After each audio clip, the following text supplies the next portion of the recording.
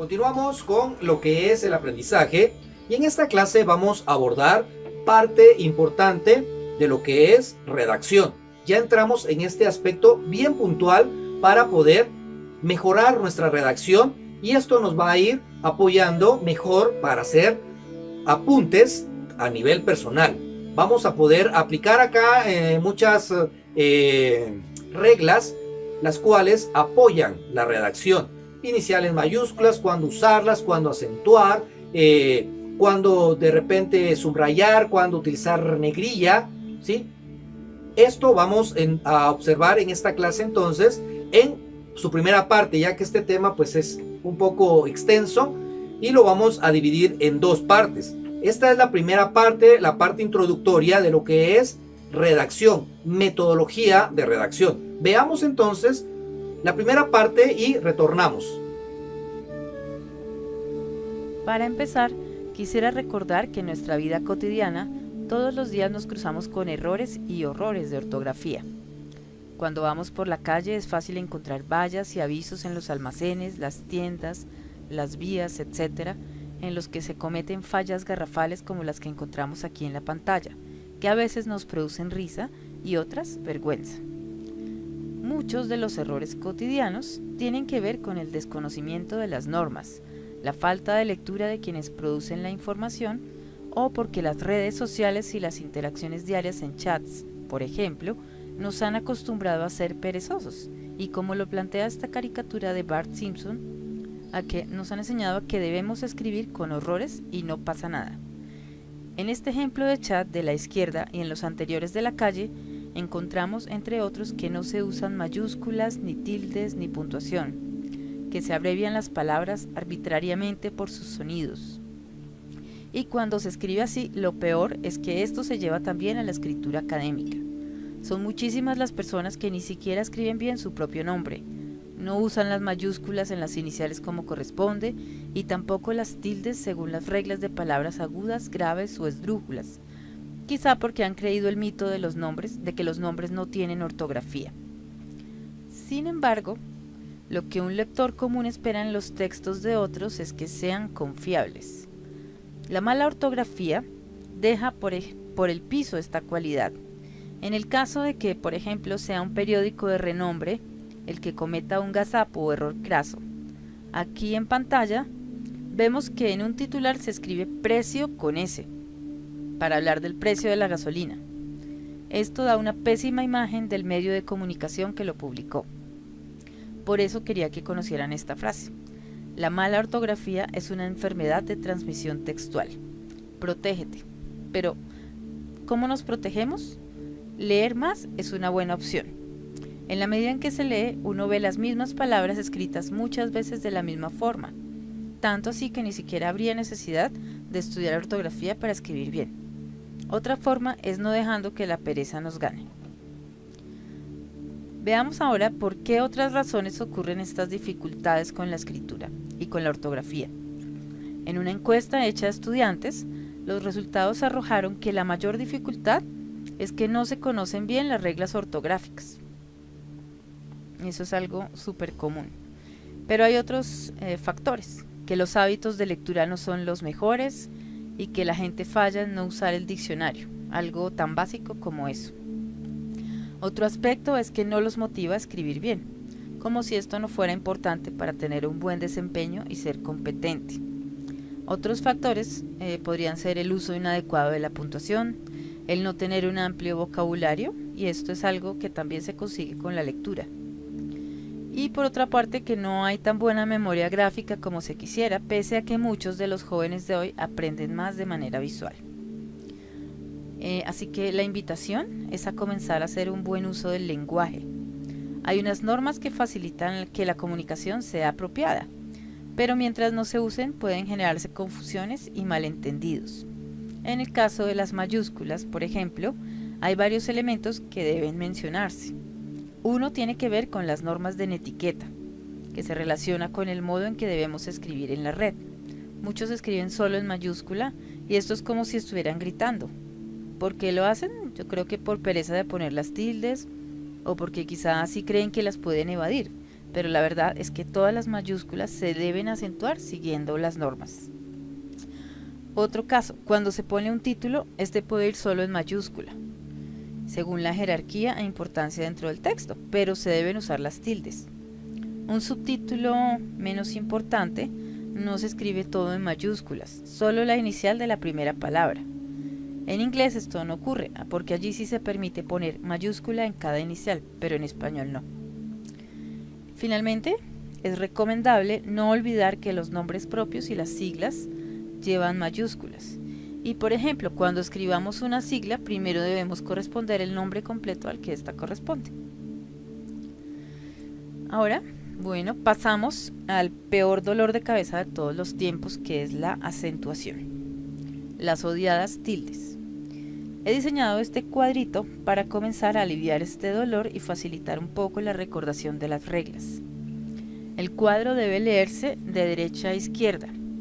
Esto porque cuando hablamos de palabras agudas, graves, esdrújulas y sobreesdrújulas, siempre tenemos que saber que el acento se pone en la última, penúltima, antepenúltima y tras antepenúltima sílaba respectivamente. Volvamos a la columna de la derecha donde tenemos las palabras agudas.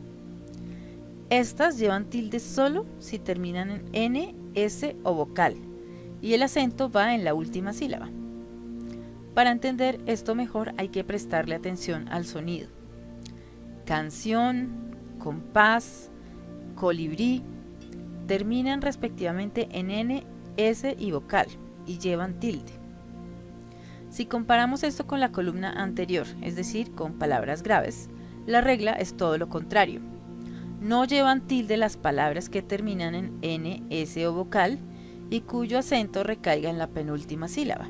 Atención a la pronunciación. Joven, culebras, canto terminan respectivamente en N, S y vocal y no llevan tilde. Y algunas palabras agudas que no llevan tilde porque no terminan ni en S, ni en N, ni en vocal son juventud, examinar, perdiz, por ejemplo. Como se pudo escuchar, el golpe de voz está en la sílaba final. Mientras que las palabras graves, que sí llevan tilde, es porque no terminan ni en N, ni en S, ni en vocal, como el apellido Flores con Z. Si estuviéramos hablando de las flores, el sustantivo, con S, no llevaría tilde. Hay un caso especial en las palabras graves y es el de los hiatos, como la palabra panadería. El hiato es cuando dos vocales se separan en sílabas diferentes, es decir, lo contrario a un diptongo. En panadería se tilda la I para poder separar las sílabas, tal y como se pronuncia. Panadería. Como esto no se entiende ni se pone en práctica, Bogotá está llena de panaderías, no de panaderías. Entonces les recomiendo comprar el pan donde pongan la tilde. Ahora veamos la tercera columna de derecha a izquierda, es decir, las palabras esdrújulas, que son las que se acentúan en la antepenúltima sílaba y se les pone la tilde siempre. Aquí no hay excepciones. Fíjense en la música de estas palabras, en donde recae el golpe de voz. Cántico, corrígelo, esdrújula, matemáticas, jóvenes, exámenes, cándida y práctica. Y si pasamos a la otra columna de la izquierda, o sea, las sobresdrújulas son las que llevan el acento en la tras antepenúltima sílaba. Cántamelo, corrígemelo, averíguaselo. Estas palabras también tienen una música que nos indica el acento y además, si se fijan, todas las palabras que les dije son órdenes, están en imperativo. Otro caso de sobresdrújulas son los adverbios terminados en mente. Yo les digo palabras de mentes. Si el adjetivo, por ejemplo, cándida, lleva tilde, cuando se le agrega la palabra mente para que se convierta en adverbio, la tilde se mantiene. Por ejemplo, lentamente no lleva tilde porque la palabra lento no tiene tilde. Bueno, para pasar a otro tema, veamos algunas palabras que se confunden en cuanto a las tildes. Mientras que jóvenes, aquí en la columna de las esdrújulas, lleva tilde por ser esdrújula, Joven, que es una palabra grave, no lleva porque termina en N y es grave.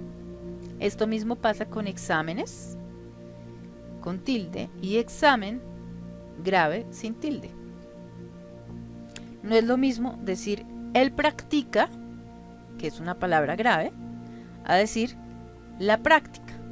Espero que con esto haya quedado claro el tema de acentuación. Bueno, en la siguiente diapositiva tenemos ya las reglas que ya vimos en el cuadro anterior, tal como las conocemos, y otros ejemplos. Cuando tengan dudas pueden revisar el cuadro o las reglas. Un tip para mejorar la ortografía es convertirla en un hábito, igual que tender la cama. Los expertos dicen que para formar un hábito se requieren 20 días. La recomendación es que a partir de hoy en los chats, los mensajes de texto, los posts que pongan en Facebook, etc., intenten escribir bien y huirle a la pereza de poner las tildes, a las mayúsculas y a la puntuación. En 20 días pueden contarme si les funcionó. Esto es importante para que haya un buen desempeño en la escritura. Créanme que en cualquier empresa un jefe valorará esta cualidad. La ortografía es un punto a favor y puede hasta convertirse en una fuente de empleo. Es por eso que la mala ortografía se puede asimilar al mal aliento. La gente rehúye a las personas que apestan en la escritura. Cuidado con eso.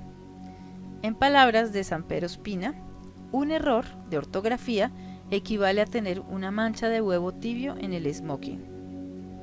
Da mala imagen, realmente es una mala presentación para cada uno. Por eso, tener buena ortografía puede ser nuestra mejor carta de presentación. Y aquí les dejo algunos tips para mejorar. En una asignatura o en el trabajo nos pueden pedir que escribamos un texto determinado. No basta con escribir el primer borrador y no volver a mirar el texto. Hay que leer 2 veces al menos para corregir posibles errores de digitación involuntarios o para verificar la ortografía y la coherencia. Escribir en Word es una buena opción, ya que hay herramientas para verificar que esté bien escrito o para buscar sinónimos, por ejemplo, dando clic derecho. Y cuidado con algo, no está prohibido usar el diccionario. No está pasado de moda. Si hay dudas y se quiere aprender, acudamos a él. Aquí también quisiera que se pregunten qué pasaría si alguien que escribe mal hablara igual. En este momento voy a leer con mala ortografía, haciendo los acentos donde no corresponden, para que experimenten lo que se puede sentir. Bueno, dice así: la buena ortografía es necesaria en la vida en general, para que los demás nos comprendan como signo de nuestro profesionalismo y de nuestro razonamiento ordenado. Saber escribir bien es imprescindible a la hora de redactar textos formales como solicitudes, el propio currículum, instancias, denuncias, reclamaciones, cartas, entre otros. La escritura tiene que ser impecable para que los demás nos entiendan. Como ven, suena terrible. Esto habla de nuestra cultura y nuestra imagen, así que hay que trabajar con ello. Están cordialmente invitados. Bueno, si pensaron que ya se había quitado el dolor de cabeza de las tildes, aquí viene otro intento de migraña. ¿Será por eso que esta tilde se llama diacrítica? Bueno, cuando vimos los casos de acentuación, no analizamos qué pasaba con las palabras de una sola sílaba que se parecen en escritura y se pueden confundir, como en el caso de los pronombres. Él, tú o los posesivos, tu carro, mi carro, todo depende del significado. Por ello, aunque aquí no nos vamos a demorar en la explicación, ustedes pueden volver a estos ejemplos para aprenderlos y no confundirlos nunca más. En esta otra diapositiva tenemos los casos de se, si, de. En la otra tenemos de te, más y solo. Y aquí tenemos aún con tilde y sin tilde. ¿Por qué? estas cosas que se confunden tanto, o las palabras qué, cómo, cuándo, dónde, que en el caso de que sean exclamativos o interrogativos, llevan tilde. Por eso hay que estudiarlas con detenimiento. Bien, esto ha sido la primera parte de lo que es redacción. Una clase bastante interesante porque ahora ya podemos identificar estos elementos. Acá le voy a ir mandando lo que es algunos párrafos de lectura para que usted identifique los elementos que se abordaron en esta clase, ¿sí? Por favor, vaya haciendo los resúmenes de cada clase. No deje que se le acumule el trabajo. Vaya avanzando y nos vemos en una próxima clase.